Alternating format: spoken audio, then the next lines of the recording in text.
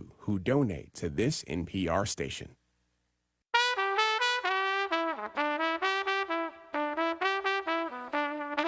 This is Charlotte Talks. I'm Mike Collins. Many of the recent acts of violence in America, from mass shootings to the assassination of Charlie Kirk, have been blamed in part on the radicalization of individuals exposed to a kind of extremism that once lurked in the shadows, but which now has emerged without shame online. Fringe ideas have migrated into the mainstream through social networks, algorithms, and memes that push those ideas on both the unsuspecting and those who are seeking them out. This trend has been particularly impactful on young, white men. There is disagreement over which political ideology is responsible for this rising tide of extremism and even violence. The Trump administration is blaming the left, but even the government has pointed the finger at the far right. Until it was recently removed, the Department of Justice website quoted a study that found the number of far-right attacks outpaces all other types of terrorism and domestic violent extremism. That disappeared in the wake of the Kirk assassination. This hour, we look at extremism, at how to define it, at how it is spreading, at why young people are increasingly attracted to it and recruited into this violent ideology, and at what is being done to push back.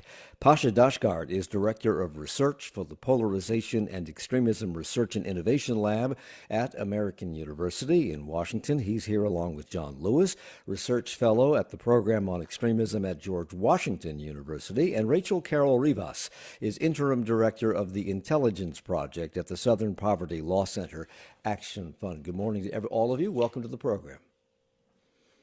Morning. Good Radio, morning. you gotta talk. Great, Okay. great Good to have morning. Good morning. you. Good morning. So, Jon, I'm going to start with you. I'm not sure which of you to ask this first question of, but I'm going to start with you because you all have all these overlapping areas of expertise. But people with views outside the mainstream have always been with us. They have always found ways to disseminate their ideas. They've always picked up followers. But now, the escalation of that spread and the number of people being attracted to these fringe ideas has been on the rise. Is it simply because the internet and social media have made it easy for these ideas to get exposure and to find their way to the people most susceptible to being indoctrinated into those ideas? Or have they been given permission to emerge from the shadows by the current political environment? Yeah, I think it's going to be a bit of both, right? Social media is obviously going to lower the barrier to entry. You're not going to see group-based radicalization as the only mechanism there, right? You don't need to go into the woods, find a militia guy, and get him to teach you everything about anti-government extremism. You can just go on your phone. And so what that's done is just make it so much easier for folks who are looking for that conspiracy, for that, ecosystem of like-minded individuals to further push them down that rabbit hole.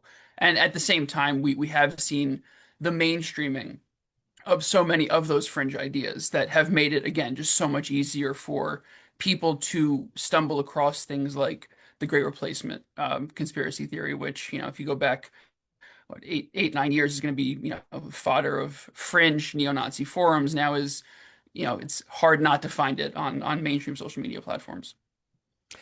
Jon, is this particular to the United States or is this a worldwide phenomenon? And if it's particular to the U.S. or it's more strong in the United States, is that because we have this guaranteed right to free speech?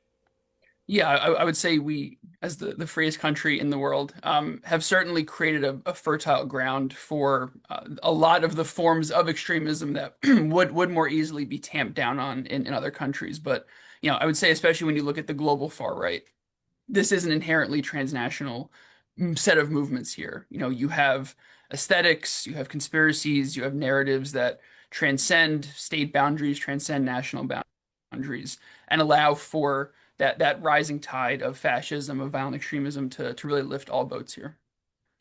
I think Mike, both I Rachel would and Pasha add, want to yeah. go. Go ahead, Rachel. Go Yeah, ahead. I would add that I think it's the speed for me, quite frankly. I've spent, 20 years mostly on the ground with communities dealing with hate incidents, radicalization, extremism in rural places. But the speed of online radicalization just changes the game. I'll give you an example. We did a study last year looking at online mass shooter videos and used a software to track them in 20 different platforms online. Over that 5-year period where these shootings had since occurred, things like Christchurch shootings, so speaking of transnational issues, we found that in that 5 years, we found 15,000 videos still remaining online from these mass shootings. This was after, there had been an attempt to pull them down by some of these platforms. But 12,000 of the videos that were posted online in the wake of the Christchurch shooting were posted within 24 hours. Wow. That is an unbelievable statistic. Let me ask a question about that, because the Charlie Kirk assassination video is the single most graphic thing I think I've ever seen. I haven't gone looking for them in the past, but when it happened, I just happened to go through Instagram, I think it was, and there it was in very graphic detail, Pasha. When you are able to see that, and you can try to take that down, but somebody's going to put it back up.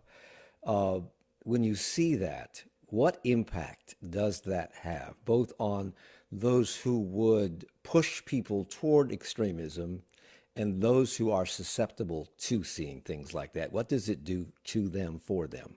Yeah, so part of my research when I was in my doctoral program was with Roxy Silver and the Silver Stress Lab, where we actually studied the effects of consuming traumatizing media on mental health.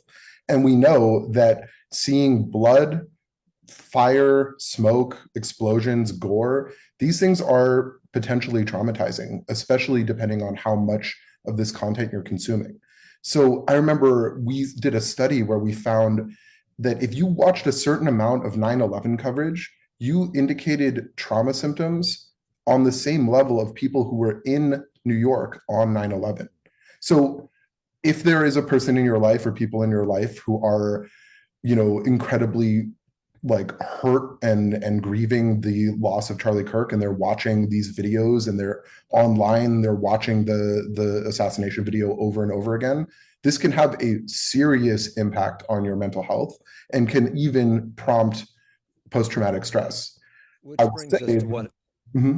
brings us to what happened yesterday, and we don't know very much about what happened yesterday or the perpetrator that was responsible for the church shooting and fire in Grand Blanc, Michigan, where he allegedly drove his truck into a Church of Jesus Christ of Latter-day Saints church, fired on the congregants, set the church on fire. We don't know much about that, but seeing the end result, which has been all over commercial television, is that a trigger for some people? Absolutely. And what we know is that trauma is a vulnerability factor for radicalization. So this is all part of the same sort of problem, and that we see that there is copycat crimes where once somebody does something like this, they prompt other people who are sub-threshold, who are sort of not there yet, but are in that realm of sadness, desperation, anger, grievance, and this can absolutely push people over the edge. It's frankly shocking to me. I feel like even 4 or 5 years ago, the media had a better policy around not showing these kinds of videos, taking these videos down when they're on social media, not talking about the shooter, not identifying them by name, centering the victims. And it feels like those standards that were hard won have been pulled back. And I don't know to what end. I don't know how this benefits anyone, that all of us were able to see the manifesto from the Minnesota shooter as he's posting it on Twitter, and this guy seeing Charlie Kirk get assassinated on our social media feeds. How does this benefit anybody? How is this making anybody's lives better?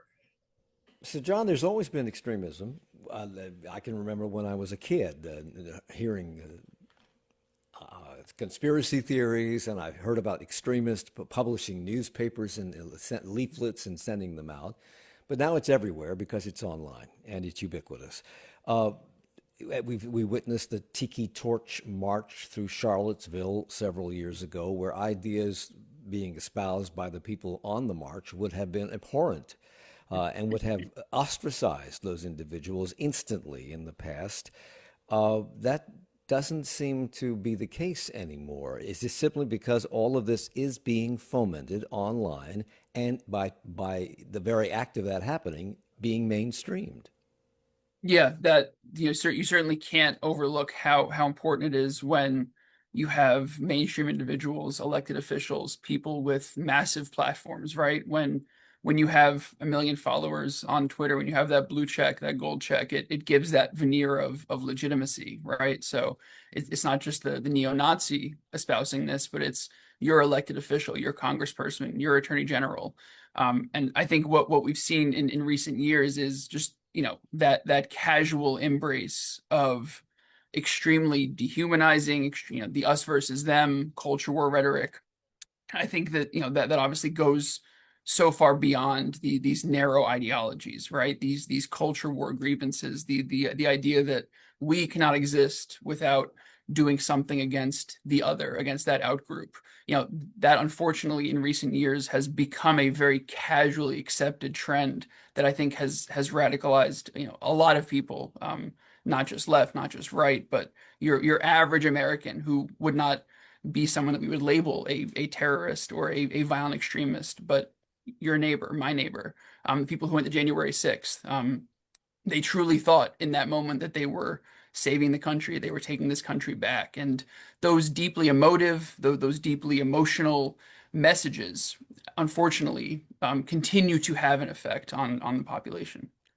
This is insidious, it seems to me, Pasha, because algorithms are responsible for much of this. You may not be seeking out this content, but perhaps you stumble on it and you watch it, and that tells the algorithm, I'm interested in this, and so it feeds you something else very much like that, and it continues on and on and on until the other kind of message that you might be getting is never seen, because the algorithm is simply feeding you what it thinks you want. Right. But somebody is creating this content. Do we know who the creators of this content are? Sure. They're very loud about who they are. Very easy to find. This is the thing, is that this is an industry, right? And I want to say that this is not new either, right? There's always been a sort of contingent of people who make money by ginning up grievance on their political side to sort of, sell books or sell, in this case, a brand. And so this is really where this is different, is that because of social media and because of how many sites, platforms, and apps offer people opportunities to make a name for themselves, there is a whole sort of incentive structure for these guys to come in and tell people, hey, if you go to my website and you take my workshops, I'll show you how to get girls, I'll show you how to get rich, I'll show you how to be powerful and famous and successful. And they're selling, often young men, this kind of myth that you can be this ideal masculine man if you only listen to me, if you only buy my products. And so we see this in like 10 different ways. Sometimes it's dating and relationship advice. Sometimes it's like workout and fitness, where there's a thing called looks maxing, where like somebody's going to tell you, oh, you need your jaw to be this shape, and so chew my gum, and that's going to make your jaw really strong or whatever.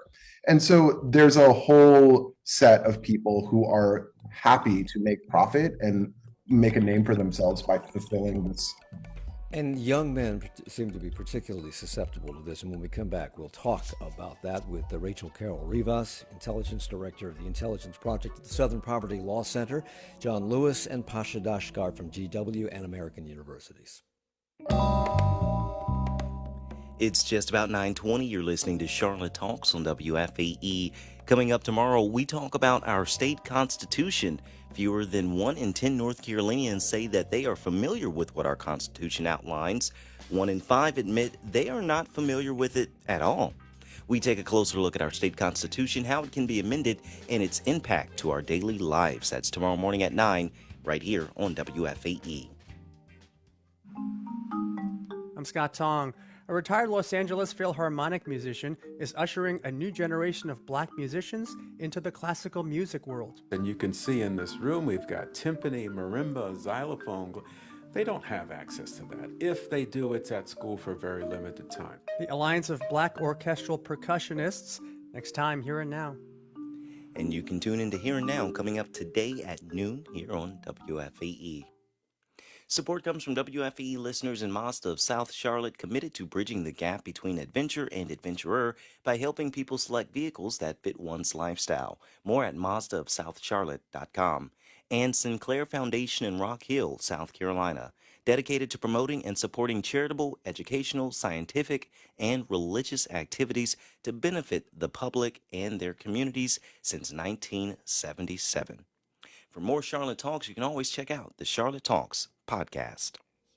It's Charlotte Talks on listener-funded 90.7 WFAE and WFHE. I'm Mike Collins. We're talking about extremism, the rise of extremism, the mainstreaming of it through social media and other means with Pasha Dashtgard, Director of Research of Polarization and Extremism in the Research and Innovation Lab at American University. It's a big title. Jon Lewis is a research fellow in the program on extremism at George Washington University, and Rachel Carroll Rivas is the Intelligence Director of the Intelligence Project for the Southern Poverty Law Center and their Action Fund. Rachel, this appears to be very effective, or maybe most effective, among young people, particularly young men. Is that because young people have less experience in the world? They're more naive, they're more open to new ideas and experiences because they spend more time online perhaps than their older counterparts and therefore are more exposed to this?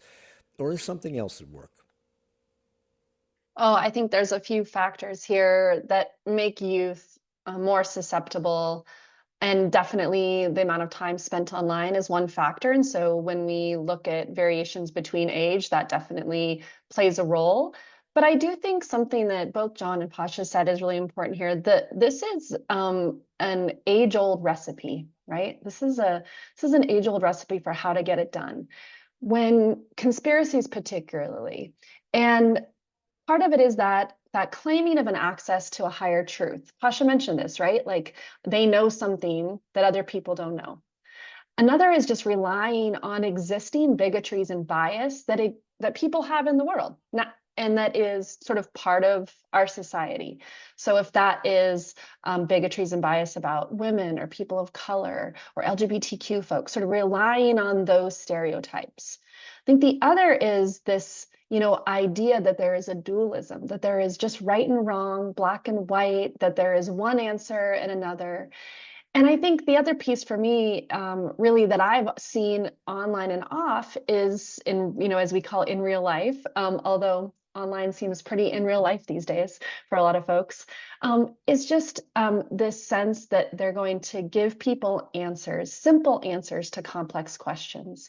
And for the world, there's a lot of complex questions now. People are hurting. They don't know how to deal with what's going on in the world. They may have economic anxieties. They may have relationship anxieties. They may have political anxieties about the status of the world. And this simple answer to these very complex questions is highly appealing and always has been. But particularly when you sort of are in that status where you're in a big transition, or if you're a youth that haven't had that experience, when someone offers you something that's an answer, why wouldn't you grab it? I mean, I feel like it's a very natural thing to do. So this is, I think, a formula that has existed for a long time. And the challenge is, I think, really how we interrupt it. Because if we're in person and we're seeing it happen in our neighborhood or at our coffee shop, there's that opportunity to kind of engage and to interject. I think that we have this issue with online radicalization where we're not actually always right there in the moment. Now we can be, people are in those spaces, they're on Facebook Live together, they're in chat rooms together. There are opportunities for us to interject, but sometimes it's hard to figure out exactly what do you do? What do you say? Pasha. Mike, I just want to add to that. So could not agree more with what Rachel was saying. Though I will say, as a sort of director of research for a prevention lab, often the reason that we're working with youth is because it's easier to work with youth, and not because older adults are not also vulnerable to radicalization. If you looked at, for example, the people who were showing up on January 6th, it wasn't all young people. It was middle-aged people as well. It was older adults as well. And this is an issue where it's harder to work with older adults because you can't appeal to like a teacher or a parent or some sort of guardian or authority figure in their life. But they're also being radicalized. I think about my parents need digital media literacy as much as my kids do, right? And so it's like anybody, plausibly anyone on this call, anyone our age could be vulnerable to conspiracy theories, misinformation, and recruitment. And before the program started, John, we talked about how military veterans are often susceptible to this, or at least targeted by this kind of activity. Are they targeted, or are they more susceptible? And in either case, why? Yeah, so I think logically it fits this pattern that we see, especially with white supremacist anti-government extremism, which is looking for people who have military experience, have weapons training, have familiarity in that sort of rigid rules-based structure. When you look at groups like the Oath Keepers, movements in that anti-government space, what they will often do is really just wrap themselves in this twisted, warped version of the American flag. And they will tell, again, veterans, active duty service members, they will say, we are a continuation of your oath. You love the Constitution. We love the Constitution. We are just upholding those exact same values. And it's not until you get a couple meetings in, you get deeper and deeper, then you start talking about, well, which laws are constitutional? We're the ones that have to decide what is and isn't right. And then it quickly descends into anti-government extremism. But there has been, unfortunately, this sustained insider threat when we talk about how extremist groups are targeting veterans, looking to recruit them and pull them deeper into those rabbit holes. Pasha. Mike, I just want to add on to what John was saying there, that the part where what John was saying about they don't lead with the extremism.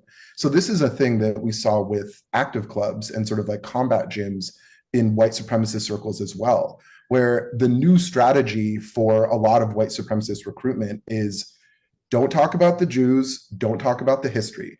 You lead with brotherhood, community, and then identity in quotes. And so this is a again, as Rachel was saying, a tried and true practice of like, you don't lead with, hey, we're an extremist group and we'd like you to join. You lead by offering people things that they are lacking in their life, whether it's community, sense of purpose, a sense of camaraderie, or something bigger than yourself. And then as you pull them in, that's when you start introducing the rhetoric, the hate speech, the sort of supremacist ideology. Rachel, did you want to add to that? I think both John and Pasha, just spot on here. In addition, I just don't think that we can ignore that one of the kind of factors that we're dealing with here is that while people to get power have to join together, right? They can inflict fear and they can change society by an individual action. And we have seen that by these acts of mass violence, by these acts of political violence. But for power, you need numbers, you need people. And so that can look like, narrative and really a specific message or conspiracy that can spread online. But, at the end of the day, there is also a joining together in person. And either way, if you join together in person with your militia in North Carolina because you've been told online you got to show up in the face of this natural disaster to, step in for the government, or if you inflict an act of mass violence as an individual, I will say either way, we are dealing with a scenario where guns matter and they make a difference. And so we live in a more armed society than ever. And that is also a factor that's changing the fact that if you're radicalized online and you also have access to a lot of high power guns, you're going to do more damage. Well, that's going to be my next question. Which is worse? Because whenever we have one of these acts of mass violence, which usually involve guns, and they are every day now, they're not once every year or 5 or 10, and the world used to stop when they occur. They're every day, and we don't even notice. We move on with our lives. And when they happen, the conversation usually turns toward guns. And the fact that we have a Second Amendment, so we can't take the guns away, we can't regulate the guns, etc. But should the conversation really be pivoted toward radicalization? Can we tie the increase in violence, Rachel, not to guns, but to young people who are having their heads filled with ideas that simply lead them to this and are not true? I think both. I think the reality is both. We see that there, is radicalization that is problematic on an individual level, that has mass societal impact that does not involve weapons. And we see and we see a number of incidents, as you just said, that absolutely affect society and large number of people that are using guns. So we know about the mass shootings. We know about the school violence with guns. We know about the impact that guns have on public debate.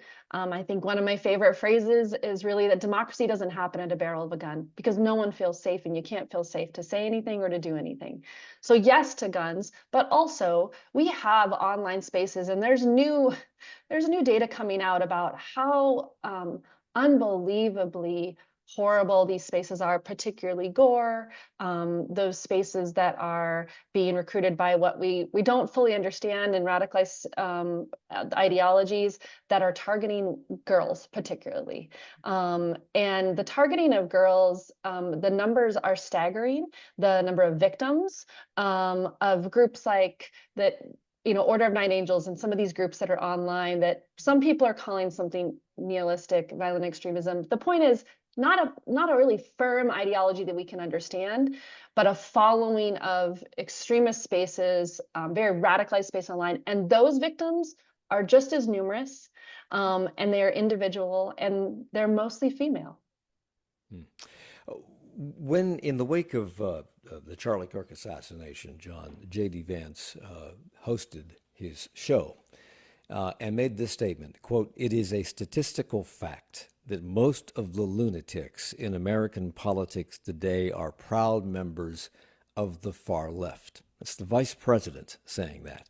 But according to the Anti-Defamation League, more than 70% of all extremist attacks and domestic terrorist plots since 2002 in the United States have been perpetrated by those on the right. The majority were by white supremacists, but others on the right are anti-government or anti-Islamist, anti-you name it. Yet Donald Trump has declared war on those on the left, particularly Antifa, which is not an organization, it's an idea. According to the Anti-Defamation League, those with left-leaning ideologies are responsible for very few incidents. Can we trust those Anti-Defamation League numbers? Do you have any of your own? I would certainly point to the consensus in the research space, which does align with those ADL stats, which does show that in recent years, certainly, that the violent attacks, the deadly attacks have predominantly come from the far right. But again, just building on what Rachel was talking about here, this is an inherently American problem, right? This is our own version of homegrown terrorism. It's not illegal to be an extremist in the U.S., for better or worse. It's not illegal to stockpile weapons and hold views that you or I might think are. But it might be illegal to be extremist on the left if Donald Trump has his way. And I think that speaks to the challenge that we face here with the politicization of this, right? I think, if you go back 10 years, you look at a group like the Islamic State, right? You have a pretty bipartisan agreement that if you support ISIS, you should not be in government, should not be in law enforcement, should not be in the military. The homegrown threat that we have here, predominantly on the right, a bit on the left as well, but also just increasingly non-ideological. It takes on a very American face, right? It doesn't fit the preconceived notions of what terrorism looks like, should look like. I think that's really allowed this threat to fester. But again, at the same time, it can't be an either or, right? We can't just focus on one element of this, and that obviously does not make us safer as a country. A lot of the messages that seem to be resonating with some people are white supremacist messages, Christian nationalist messages, and there are those who say that that is the basis of the MAGA movement, and that Donald Trump and others in his administration are part of that movement. Is that taking it a step too far? I'm not sure who to ask that question of. I think when you look at the mainstreaming of the threat, you can certainly draw distinctions between mainstream figures, elected officials, politicians, predominantly on the right, who have embraced and allowed those more extreme ideas to seep into our political consciousness. And I think that obviously, as we've seen, is going to have tremendous second and third order effects. Again, when you have a vice president, when you have a president who are promoting such virulent us versus them language, that's going to send a message that's going to embolden, the lone actor, the guy who's looking for justification for violence, even if it's not movement or group based. And you don't have to go online for that. All you have to do is follow the news on a daily basis, it seems to me. Yes, there are dog whistles and code words being used that perhaps people in these fringe groups recognize while the rest of us don't. But there are also other phrases being used, like referring to immigrants as invaders, attacking diversity, Donald Trump's pardoning of the January 6th insurrectionists, the decision to clamp down on those now who fund left-wing causes. All of that, to me, and correct me if I'm wrong, Rachel, is that this extremism has made its way firmly into the mainstream. Has it? Yeah. Don't our words escape us sometimes? I think the word extreme in and of itself is a little challenging. It implies something in the minority, and it implies something that is outside of, right, the majority of people. But for most types of definitions that people like us who work in this space think about, it really is about that othering and that use of othering to to explain problems of the world and by force, particularly that there is this other. And I think that's really, for me, where I see that we have this cross between understanding radicalization extremism and also understanding democracies and understanding what thriving democracies look like and what failing democracies look like. And right now, I think those people that are democracy experts are saying that we're on the edge. We're on the edge of a failing democracy, and that is because of extremist thinking, othering thinking, and because of the radicalization of the population of our nation, but also the population of the people who are in power. And if we have people in power, like the president, who over the weekend uplifted the Great Replacement theory, this is a conspiracy theory that is not true, right? A conspiracy theory that there is an elite group of people who are manipulating the system to their benefit. And that manipulation is particularly by bringing more people of color, of immigrants, to the nation to become voters and to then corrupt the voting system. This is not true. People have to be citizens to vote. They have to go through the process. There is no Jewish conspiracy controlling the Democratic Party that is bringing people here to change the demographics of the country to vote. That is untrue, and it is based on a false anti-Semitic and racist conspiracy theory. And so absolutely, we have a problem with leaders of all kinds, business leaders, faith leaders, and political leaders of parties who are uplifting the ideas and the faces, as Pasha mentioned earlier, the people that are the figures that are radicalizing people online and are radicalizing youth to our future, which means that our democracy is even more at risk.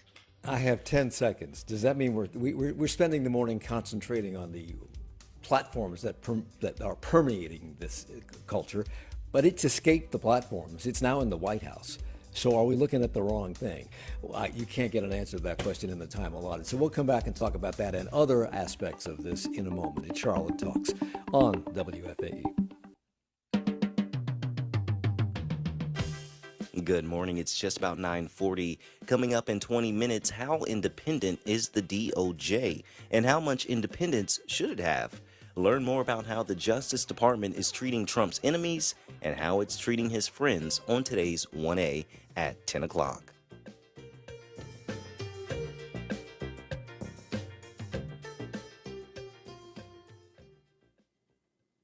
It's an expensive cycle. Insurance, gas, maintenance.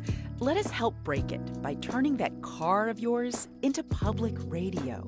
If your car is more work than it's useful, donate it to us. We'll pick it up, get top dollar for it, and use the funds to bring you more of your favorite shows. You might even qualify for a tax deduction. Turn your car into the programs you love. Donate it today at WFAE.org/cars. Support comes from WFAE listeners and Robinson Bradshaw, a Carolinas-based corporate law firm celebrating both its 65th anniversary and a new office at Legacy Union 600 in Uptown Charlotte. More information available at robinsonbradshaw.com. And Enlivian, providing affordable housing and supportive services to help build strong foundations for a better future for hardworking families, seniors, and the disabled in Charlotte. More information available at enlivian.com. It's Charlotte Talks on 90.7 WFAE and WFAE.org. I'm Mike Collins. We're talking about extremism and the spaces that seem to foment and encourage it and recruit people into various extremist ideologies with Pasha Dashtgard, Director of Research for the Polarization and Extremism Research and Innovation Lab at American University.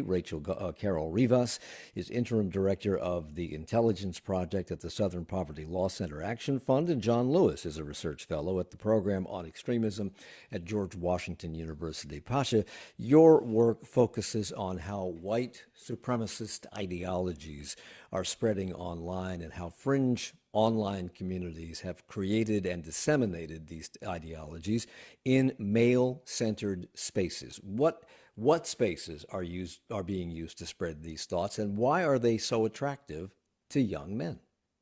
So, great question. I would say, first of all, our research looks at all supremacist ideologies and is looking at conspiracy theories, misinformation, propaganda, kind of any persuasion that is meant to foment political division or social division.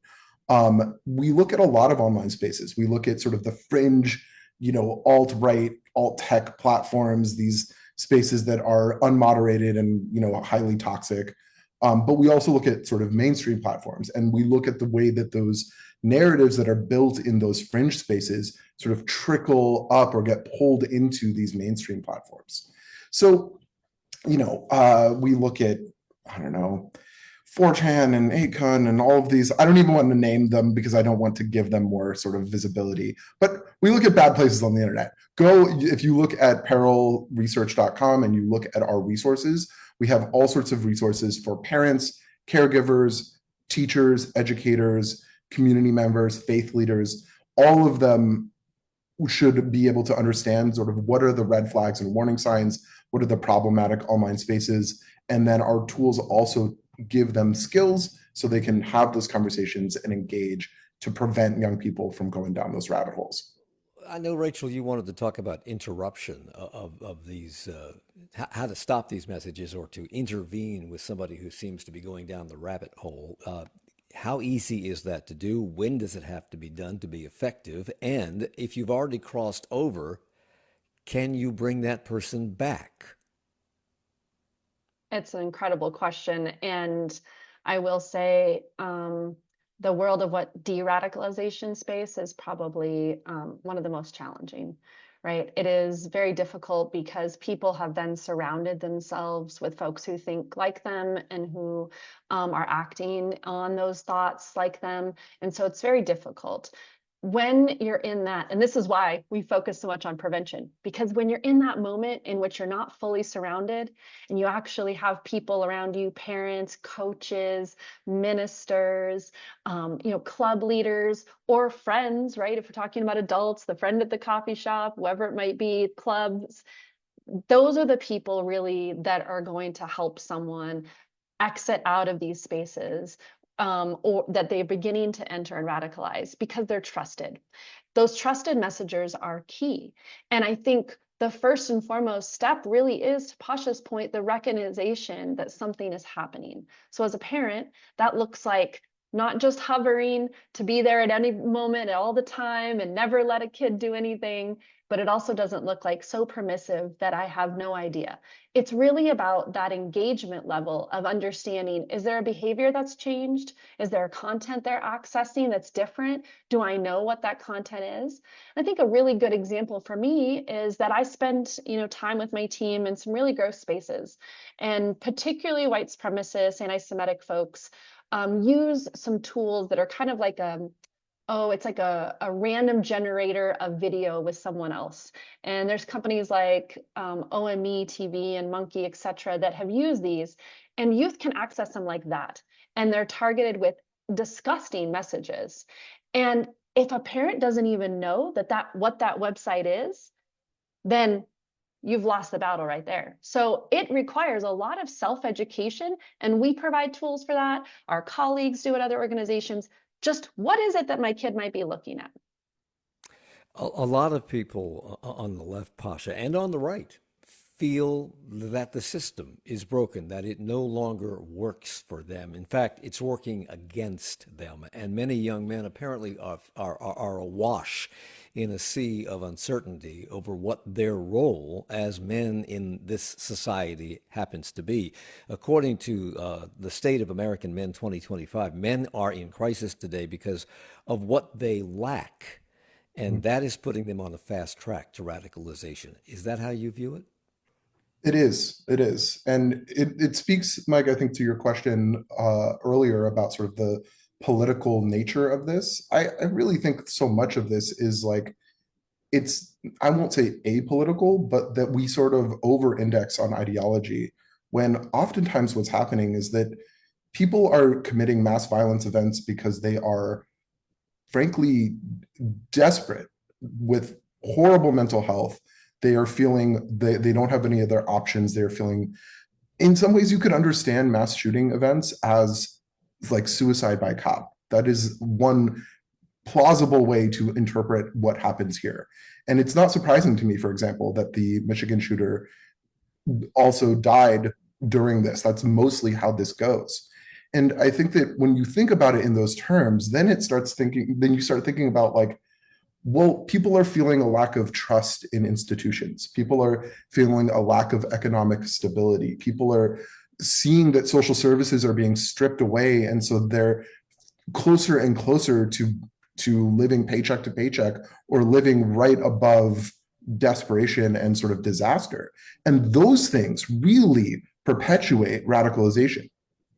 So, if we know this about young men who are facing this crisis of identity and their purpose in the world, what they're supposed to be doing, and we also have these young men who feel forgotten and ignored, who believe that they can't get a job, they can't buy a house, they can't find a girlfriend, they can't earn enough money to be the breadwinner, which is still a key element of masculinity. Are we spending too much time worrying about these people spending time on the internet and being recruited, as opposed to working to help them through this crisis? Yeah, it's a great question. And I think the answer is definitely both, right? These things are playing into each other. Mike, you stumbled on the whole sort of language and literature of radicalization here. It's like what you were talking about, what I was just talking about, those are preconditions. Those are vulnerabilities. Those are factors that can push people. And then when they hit some sort of time of their life where they're feeling untethered, where they're feeling desperate, where maybe they got divorced, or they lost a job, or some tragedy happens, when you have those preconditions, and then you have the tragedy, and then you layer on top of that what they're seeing on the internet, what they're consuming on their social media feeds, that's where you get the sort of horrible toxic brew that leads to mass violent events. So we seem to have extremists on both sides of the political spectrum, although, according to all the figures, most of them doing the worst damage, I suppose, are the extremists on the right. But they are not a monolith, Jon. There are Christian nationalists who tell us that the nation was founded on Christian principles, and somehow that equates to white dominance. There are techno-authoritarians, I just learned this term yesterday, who are the tech bros, who believe that democracy has failed us and should be replaced by something resembling a corporation with orders coming from on high. There are those who believe that society is beyond saving and that its collapse must be hastened.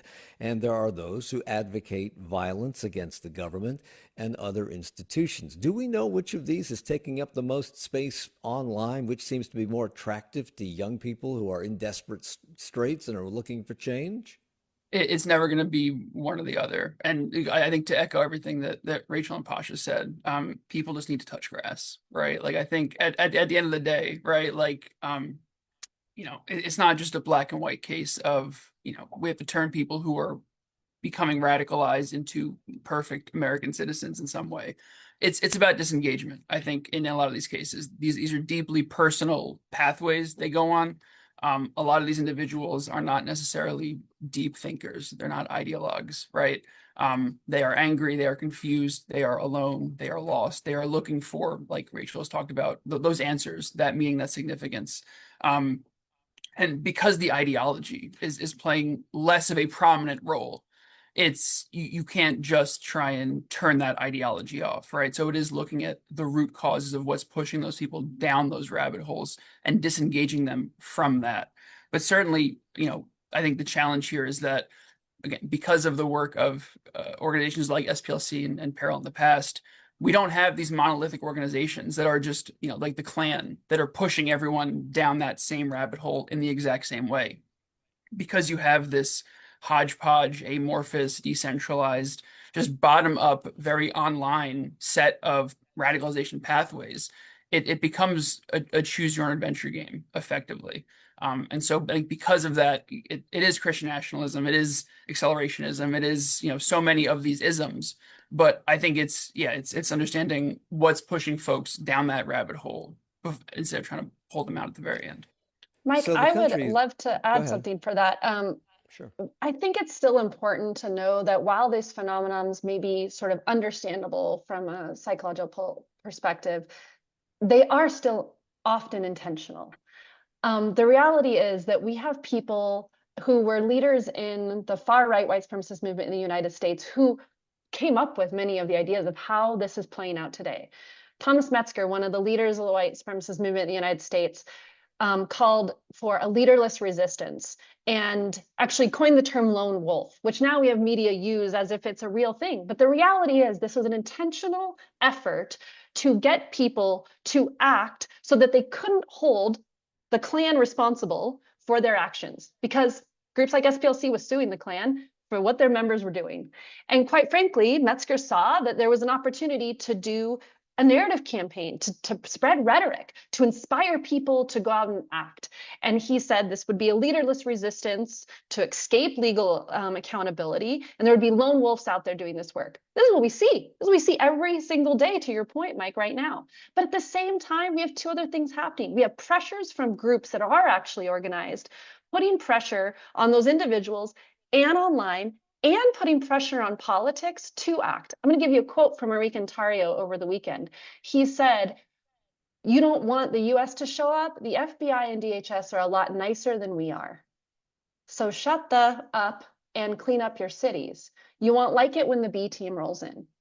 So this is the power of a group that is someone using online space, in this case X, a huge platform, to inspire people to join up in a group. That inspired actions like January 6th that Tarrio was part of organizing. And then we do actually have a monolith, to your point, Mike, when we have a political figure, political leaders that are trying to actually put everyone in a big bucket and lead them. The pressures are intense on people, and the pressures are intense on youth. We may not need those ex officio organizations like the Proud Boys, because the country is moving, inarguably, I think, into an authoritarian direction. We are witnessing a lot of the same messages being adopted that have been used in the past to take other nations down authoritarian roads. We are witnessing the rise of Christian nationalism. We are watching the rise of an oligarchy increasingly taking control of the levers of power and owning vaster and vaster swaths of our media universe.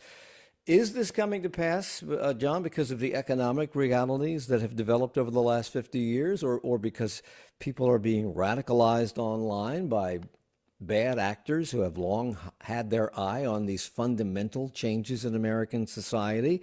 What's happening here? Why is this happening? Yeah, it's Why is nice. it suddenly no one's even talking about it? People, it's happening. We're like the frog in the boiling pot of water here.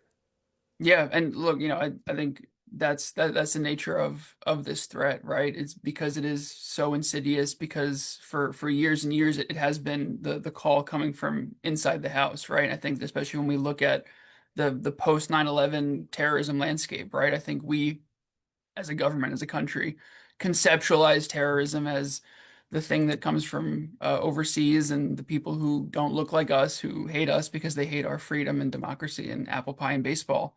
And I think that it's difficult for us to look in the mirror and recognize that when the call comes from inside the house, when it's our neighbors, our friends, someone who mowed my mom's lawn, right? Those are terrorists. That is the American form of extremism that has taken hold in this country.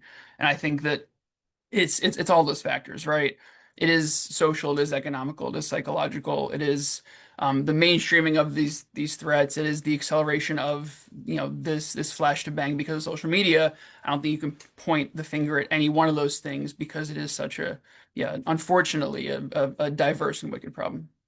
So I have less than 2 minutes left. And Pasha, I know that American University's Polarization and Extremism Research Innovation Lab, or PERIL, and the Southern Poverty Law Center have been working together to prevent this kind of online radicalization. What approaches seem to work?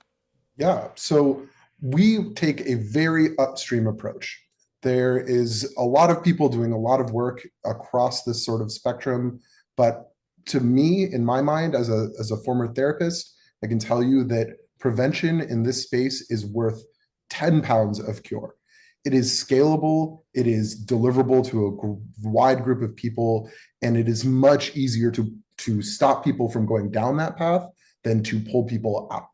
And so the way that PERIL and SPLC have sort of worked together to approach this is you take plausibly any trusted adults in the life of a young person, and you equip all of them with knowledge and skills to be able to engage with young people on the topic of radicalization without shutting down the topic, without making them defensive, without closing off future conversations.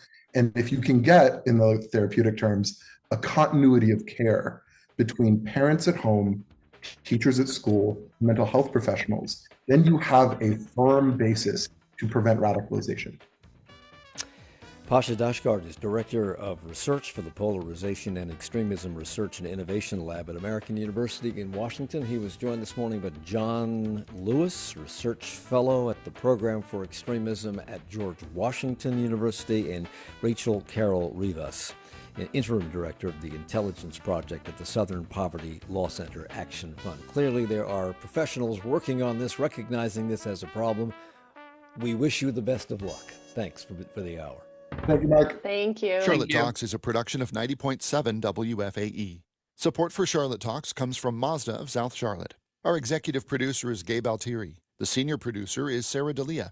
Our producer is Chris Jones. For more information about Charlotte Talks, to listen to past episodes, or to subscribe to the Charlotte Talks podcast, visit wfae.org/Charlotte Talks. Additional support for WFAE programming comes from the Corporation for Public Broadcasting, a private corporation funded by the American people. It's 10 o'clock. Coming up next is 1A here on WFAE.